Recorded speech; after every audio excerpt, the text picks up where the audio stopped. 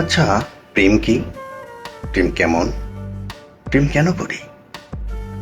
আসলে প্রেম এক অলৌকিক অনুভূতি, যা চাক্ষুষ নয়, স্পর্শ করা যায় না।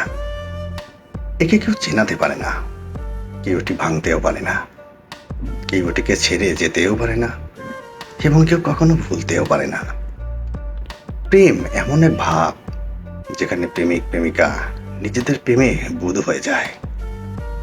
প্রেমে নেই কোনো দুঃখ, কোনো সুখ, কোনো সন্দেহ বা কোনো অধিকার।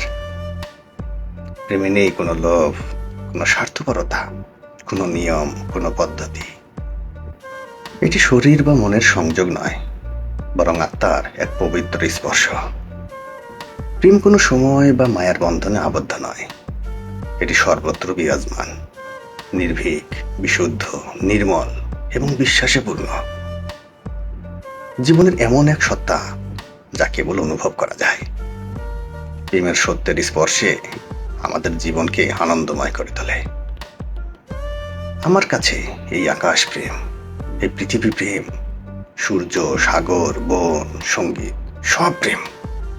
প্রতিটি কণা প্রেমে পূর্ণ। আমি প্রেম, আমার প্রতিটি রন্ধে প্রীতি।